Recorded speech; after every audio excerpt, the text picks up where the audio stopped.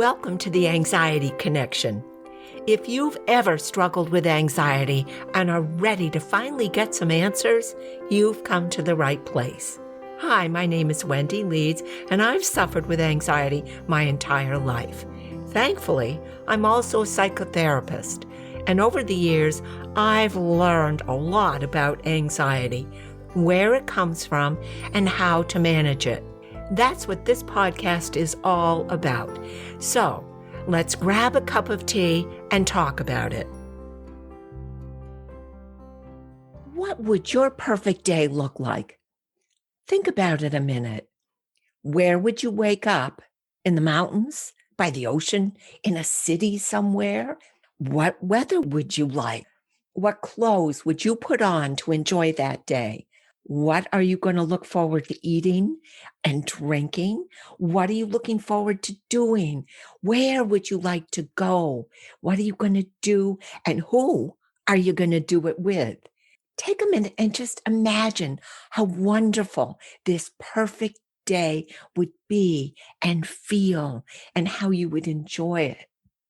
Well, what if you started your day tomorrow with exactly that same feeling of excitement and enthusiasm and anticipation of the good things that are ahead for you? And what if there was a way to bring that feeling into your day tomorrow and for the rest of your days after that? Well, there is. How you start your day determines how the rest of that day goes. And how that day goes determines how the rest of your life goes. But if you're like me and you have anxiety, you're probably not starting your day on a sunshiny note. If you have anxiety like I do, you probably know what it's like to wake up dreading the day ahead. You lie awake worrying about the horrible things that might happen in the day ahead. Gonna fail, mess up, forget, lose. People aren't going to show up.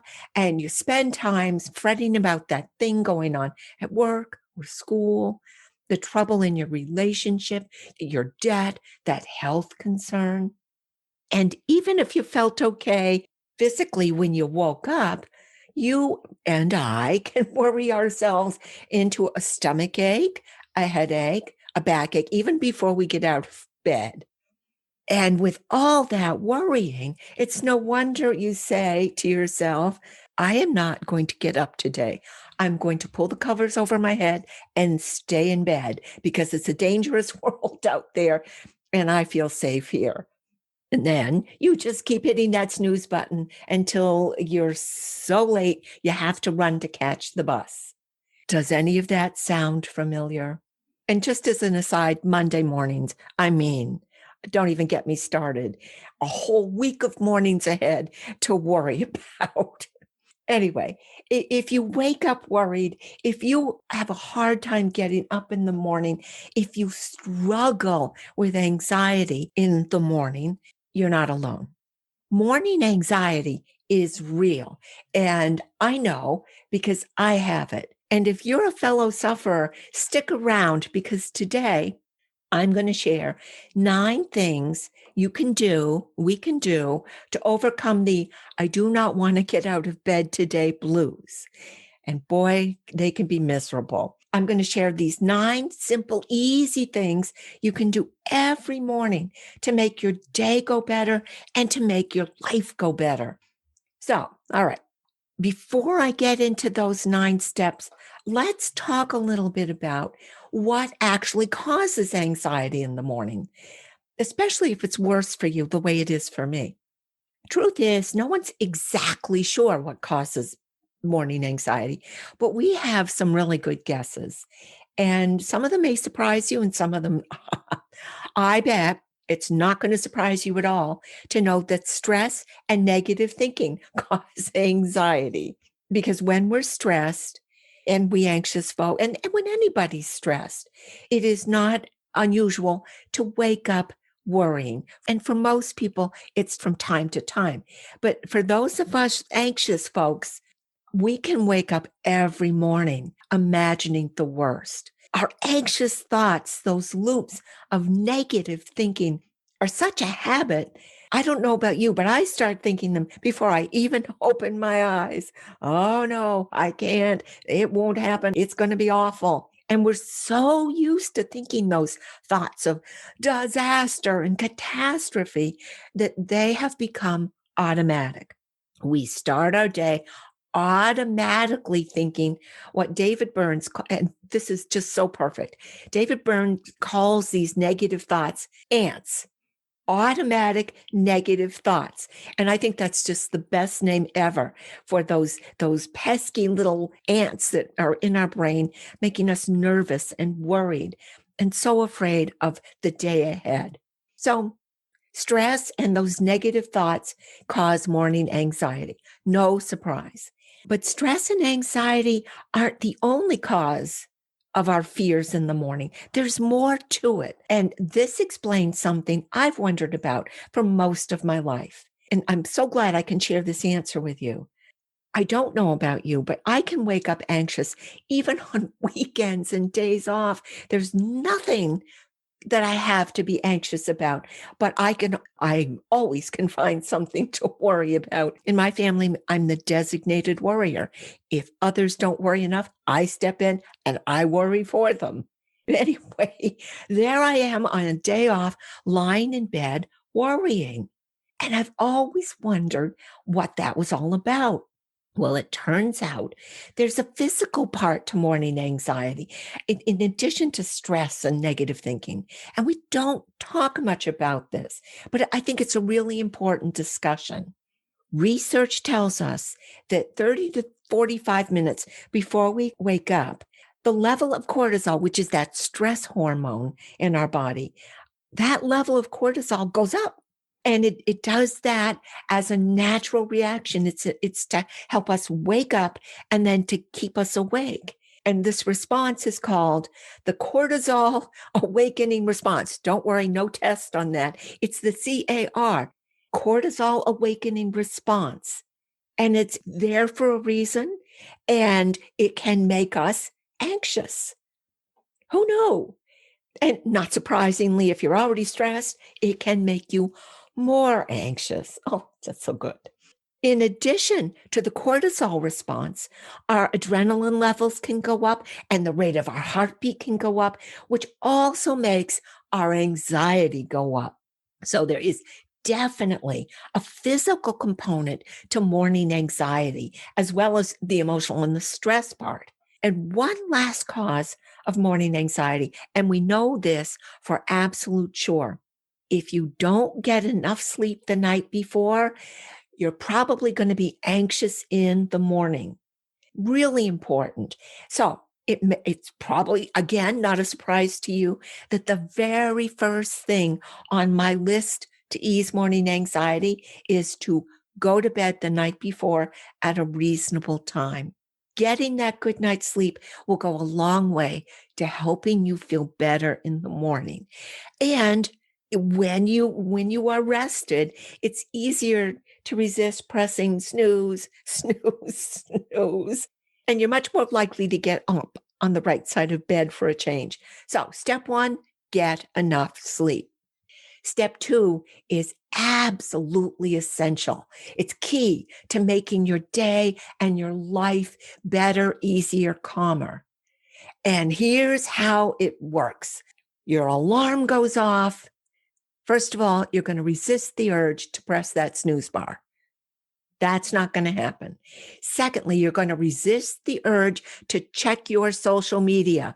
Nope, not now. All those negative or non-negative, the business emails and texts and stuff you have to do will be there later. Looking at them now isn't going to accomplish anything but to get the day off to a rough start for you. And that's not fair. This is your time. This morning time is for you, not them. It belongs to you. So when your alarm goes off or when you wake up, take a couple of deep breaths. And then tell yourself, this day is going to be a good day. That's it. Just tell yourself, decide that's how it's going to be. No more thinking or saying, oh, it's Tuesday. I hate Tuesdays. Tuesdays are the worst. Not only is it Tuesday, but I have to see my least favorite client or the dentist or taxes. No, that's over. No more of that. Not today, not any day. Today, when that alarm goes up, when you wake up, you're going to breathe and you're going to say to yourself, this is going to be a good day. This is a fresh start, a clean slate, an opportunity to step into life with a positive attitude. Today, I am not going to tell the same old story of woe is me and fear and worry. I'm going to tell that story differently starting now. Today, I am going to look for and see wonderful things everywhere I go. Now, you may be thinking, Wendy, really? And I say back to you, you may not believe all this positive self-talk, especially at first. But the beauty of this is you don't have to. We know that the more you focus on the positive, the more you affirm, the more you tell yourself to expect good things, the more those good things will flow to you. And it's not magic. It's not hocus pocus or wishful thinking. This is not an abracadabra thing. It happens because of the way our brains work. When you repeatedly start the day telling yourself over and over that wonderful things are on the way to you, your brain starts believing it's possible because repetition of any thought, positive or negative, creates new connections and pathways in the brain. You know, that's those automatic negative thoughts. They were a result of the loops of negative thinking. It works exactly the same way to the positive good. The more you repeat something, the easier it becomes to think and believe it. So when you say, yes, I can, this is good, your brain actually rewires to help you think that more often. Not only that, and I'm just so excited, I can't stop myself. This positive thinking can actually help you find and bring more positive, wonderful things into your life. This is how it works. When you tell your brain something over and over, and you tell it something is important, this is important, pay attention. And this is true. Your brain is actually wired to go out and look for proof. For example, someone says to you something about, well, you don't see a lot of yellow cars on the road, or I don't like yellow cars. When you hear something about yellow cars, all of a sudden, and give this a try, think about yellow cars, you start seeing yellow cars everywhere you go. That's because your brain is looking for them. And this positive focus works exactly the same way, whether you're thinking about yellow cars or good news, a positive day. The brain listens and then it goes out looking for the yellow cars and the wonderful things. So, thanks to your amazing brain, the more you decide to look for the good in your life, the more you tell yourself it's going to be a good day, the more likely it is to come and find you. And that's just science. Step 3, once you've decided it's going to be a good day, take a minute or two and just wake up your beautiful body. Yawn, stretch like a cat, and notice how good it feels to move your shoulders. Maybe, wiggle your fingers and toes. Reach out, just lift your legs a little bit, and notice how the energy is reawakening and starting to flow in your body again.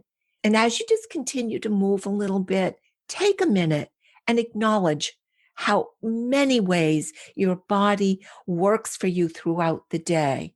You can see and hear, and it takes you from place to place. And while you're at it, you might want to remember how many other things you have to be grateful for. Gift of a new day. Maybe you're grateful for your comfortable bed, a warm home, friends and family you care about, they care about you, a sunny day, or a good umbrella and a pair of boots on a rainy day. Is always something to be grateful for. For me, I usually start being grateful for tea and peanut butter on a warm piece of toast for breakfast. Crunchy peanut butter, hot, strong tea. No matter what's ahead for me in the day, peanut butter, the thought of crunchy peanut butter makes me happy. So let me ask you, what makes you happy? Good. Be grateful for that. What brings you joy? Be grateful. And as you go through the day, notice how many wonderful things you have in your life. Notice them and celebrate them. Because here's the deal. The more you notice and celebrate those good things, the more good things you will have to notice and celebrate. Oh, I just love this. Now, step 4 is where the fun really begins. Step 4 is my favorite step, although I shouldn't have favorites, I do. This is the place, this is the step where you get to really play. Step 4, take a few minutes and just as you're going about your morning, you're getting dressed, visualize the day ahead, going just the way you want. Imagine things going your way all day long. If you've got something you've worried about, picture it going really well and everything working out perfectly. And what could be better or more fun than imagining all that? Imagine conversations going smoothly, people doing what they promised, people showing up for you in unexpected ways. Be creative. Imagine meeting someone special, getting an unexpected windfall, flowers you didn't expect, winning the lottery, and my personal favorite, someone cooking you dinner. Yeah, just the thought of that makes me smile. If you really want to get into this to make it real and fun, use your senses. Be specific. Smell those flowers, the roses, the lilacs. Taste that delicious dinner with the garlic sauce you just love. Enjoy listening to great music, or better yet, get up and dance. Imagine dancing to it. Really put yourself into that picture by either telling the story as if you were watching a movie and describing it to a good friend. This happened and it was great. This happened and it was wonderful. I really enjoyed this. Or I think even better, you can put yourself right smack dab in the middle of that movie. You be the star. You be the director. You get to decide how it goes. Or if you play video games, imagine you're the hero in a video game where you get to control the action. You get to decide how everything looks. You get to decide how you interact with everything else in the game and how it interacts back with you. And no matter which way you choose, you're in charge of what you imagine. And if you don't like what you're imagining, change it. You have the power to decide how everything goes here and to change anything you don't like. No limits, no reservations, no judgment, just life your way. Now, will it happen exactly this way? Oh, I would love to hear if it did, but I suspect it won't. In my experience, the day goes differently from what I've planned. But allowing yourself to dream and imagine opens your heart and your mind to possibilities and opportunities that you might otherwise miss. Just walk right on by them and miss them. It reminds you that there can be fun and joy and adventure in your life. You just have to take a minute and look for them or let them in. So let your mind play with the possibilities and see what happens. When you dream big. It can help you think and believe big, and that can change everything. Okay. Step 5 is something I started doing recently, and I found it really helps me through the day, and maybe it'll help you. Lately, I've been choosing a word to focus on for the day, and here's how this works. Once I've got this vision of how I want my day to go, and I'm excited, I choose a word for that day that I think will help me make that vision a reality. For instance, I do everything quickly. I think quickly. I talk quickly. I'm always in a hurry. I'm doing 82 things at 82 things at a time. And I trip over my words because I'm trying to talk. I need to slow down. And so I've been focusing on words like calm, relax, slow, words that help me be present throughout the day. And it's working for me. But, if you're facing something scary, you might choose a word like strength or power or courage. If you're feeling just out of control, you might think of words like balance or steady. And if you have a difficult relationship or a challenge at work or school, a word like patience or tolerance might help you think about and deal with the situation differently. Often I choose the word and I keep it in mind all day long. For instance, I have chosen the word relax for today. And when I remind myself of the word relax, my shoulders soften and actually I can feel it as I'm describing it to you. I slow down and I remember my vision of how I want the day to go. So let me ask you, can you imagine how you might react throughout your day if you chose the word strength, or if you chose the word joy, or fun, or focused? Is there a word that you could choose that would help you make your day better?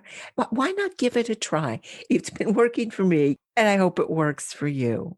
I choose a word every day. I know people who choose a word for the week, and I have a friend who picks a word for the year.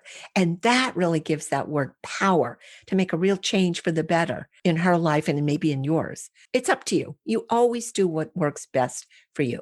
Okay. Step 6. All right. You're excited about the day. You're out and about. Step 6 is to make your bed. I know. Oh, gee, one more thing to do on my to-do list. I'm already busy in the morning, but I do it. I do it every morning, and I find it makes a real difference in my day. It reminds me that today I'm deciding to take care of myself and my environment.